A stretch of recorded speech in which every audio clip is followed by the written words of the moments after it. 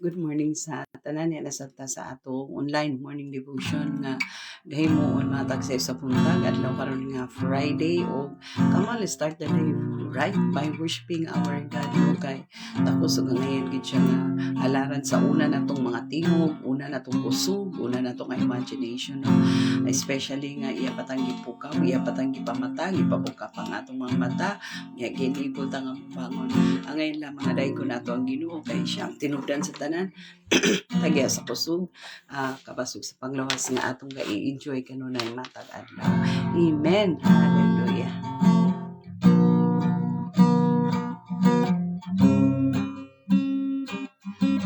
Every day I speak your name. I can feel the strength and power every time I speak your name. I can do all things through you. In your name there is healing. In your name there is life. In your name there is power. There is peace, there is and joy and love.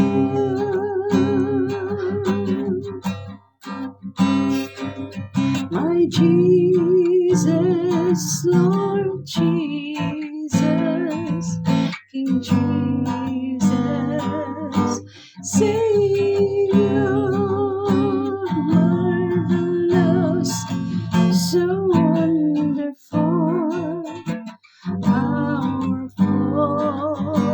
glorious.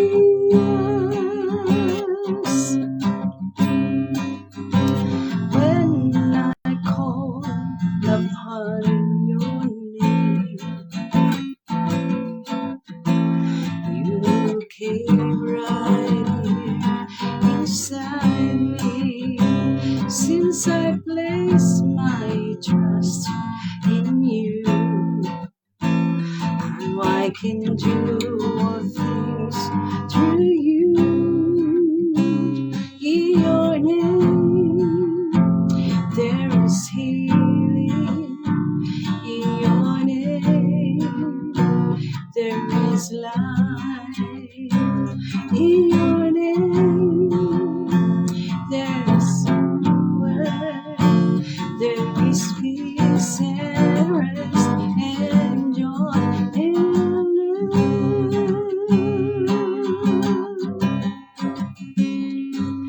My Jesus, Lord Jesus, King Jesus, Savior, marvelous, so wonderful, powerful, glorious.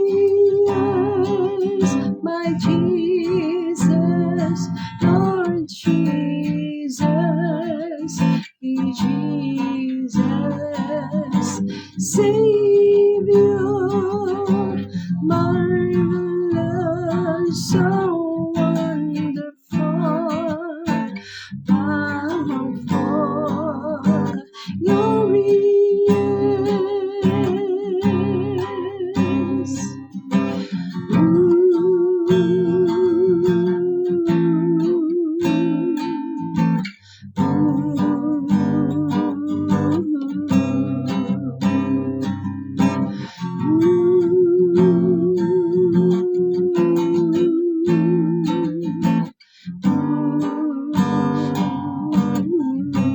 You are worthy, Lord. Salamat kay Ginoo Lord sa imong pagpukaw ka na mga mahan imong sa kabuntagon kay pagpukaw pa nimo ang among mga mata.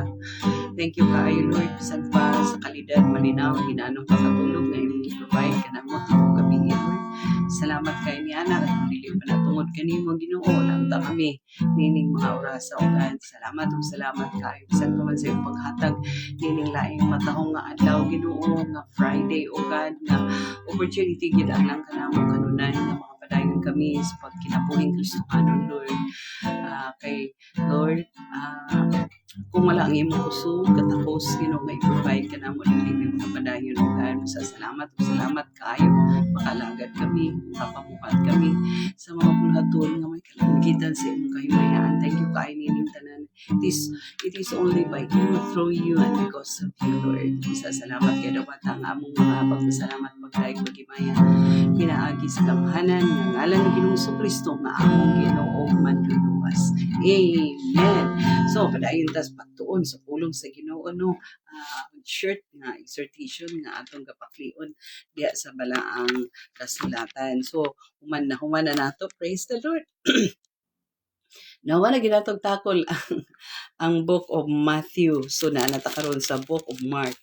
Actually ang Matthew, Mark, ang content no sa Matthew, Mark, Luke, and John pareha-parehara. Doon na lang mga passages nga unique no nga wala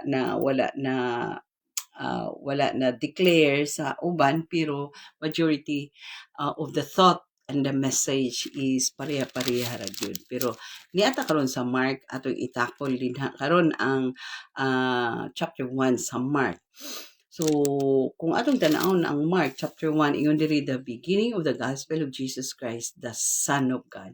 It was a declaration nga si Ginoong Hesus anak sa Dios, no, gideclare ni Mark, no, gideclare ni Mark nga si Ginoong Hesus is the Son of God, no.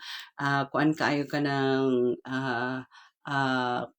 sharp unya strong and kaning direct nga declaration that Jesus Christ is the Son of God. The beginning of the gospel of Jesus Christ, the Son of God. So makita nato na the central message ay of the gospel of Mark is that Jesus Christ, the Son of God, and He has come to earth.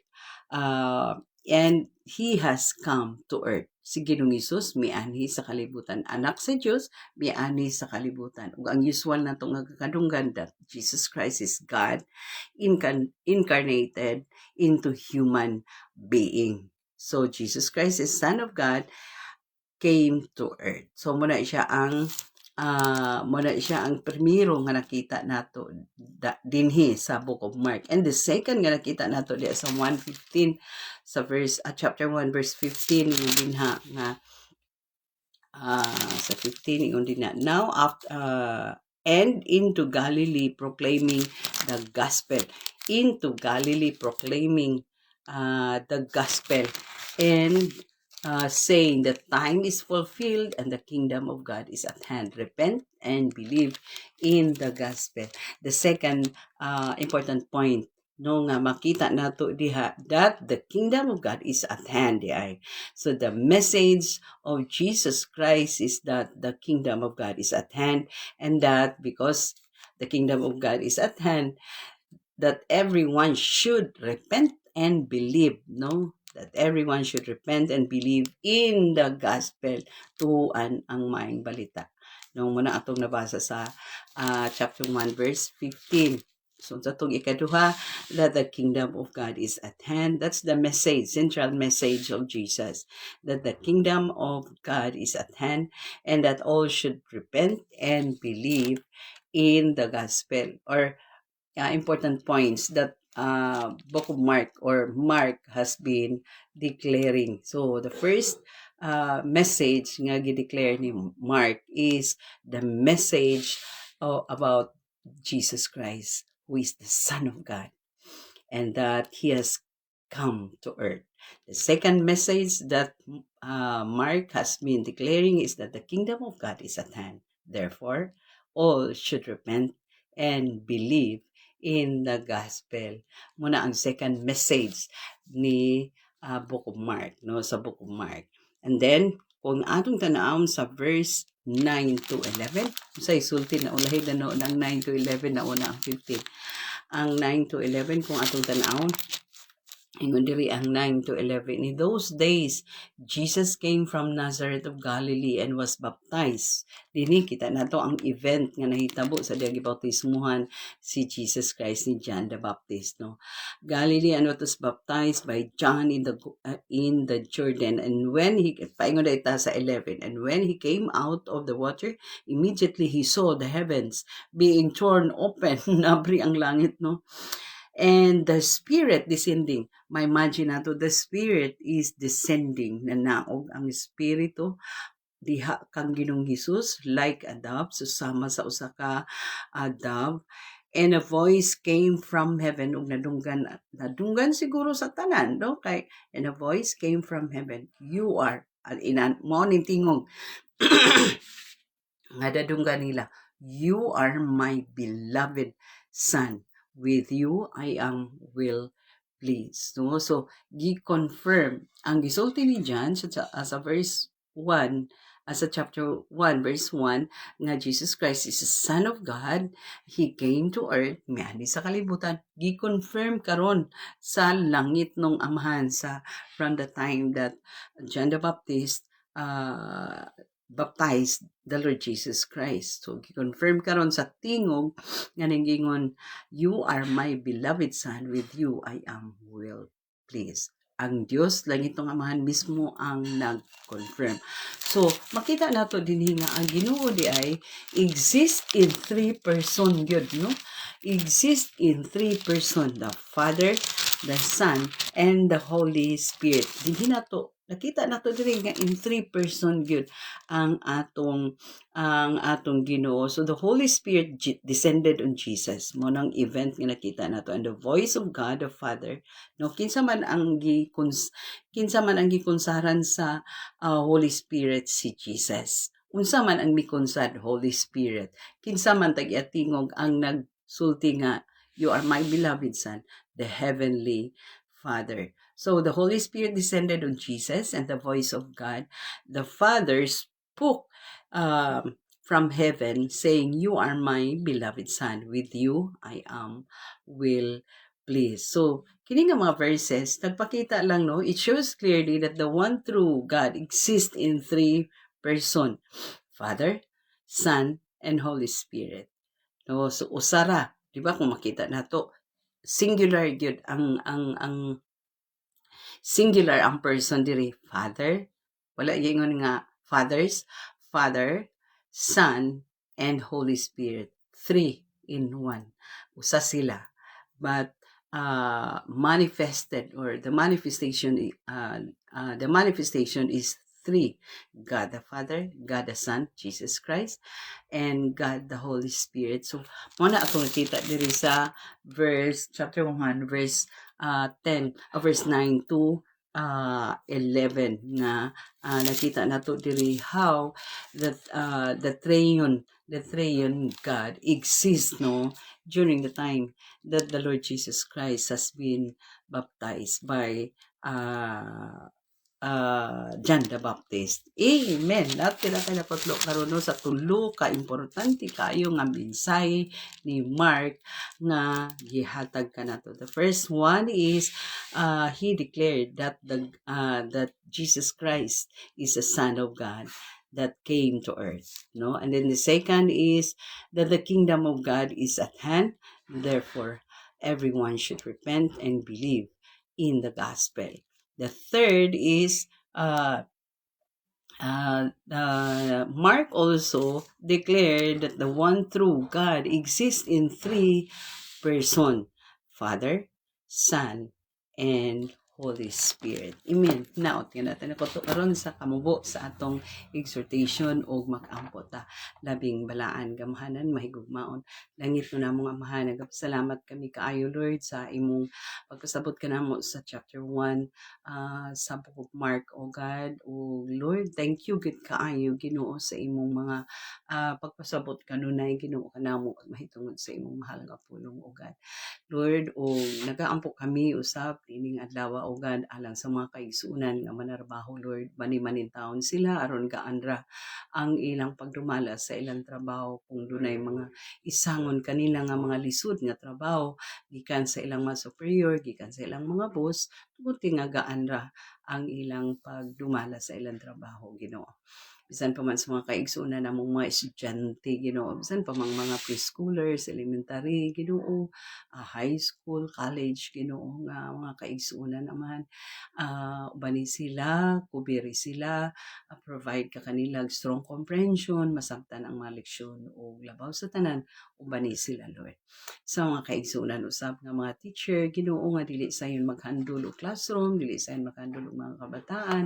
Lord, tagay sila kusog, katakos, kabaskog sa panglawas, kaalam Ginoo Lord sa ila Ginoo nga mga lesson nga ilang gaitudlo ngadto sa mga kabataan.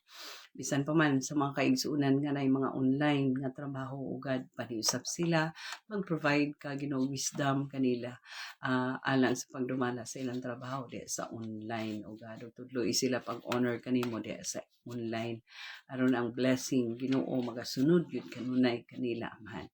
Sa mga kaigsunan usab nga naay mga business nga gipang manage ugad tabangi sila mag-asenso sila Ginoo tudloy sab sila pag-honor kanimo di sa ilang business Ginoo Lord kay ikaw man ang business the best nga business partner nga naa kanimo ang kagahuman to prosper naa kanimo ang power to prosper busa Lord ang ngayon lamang nga ituboy ka pasidunggan ka sa mao nga mga business nga ilang gipag-manage o God o Lord salamat ug salamat kayo sa tanan-tanan nga imo paghimuon sa matag usa ka namo kinabuhi namo Lord niining adlaw aman dawata Lord ang among mga pagpasalamat dungog himaya imuha gid Lord walay bisan kinsa nga makakawat niini Lord with humble heart we will always acknowledge Ginoo that you are the God the sovereign God the authority and that the dominion and authority is yours alone Lord dalaygon ka dawata ang mga pagpasalamat pagdaig paghimaya pinaagi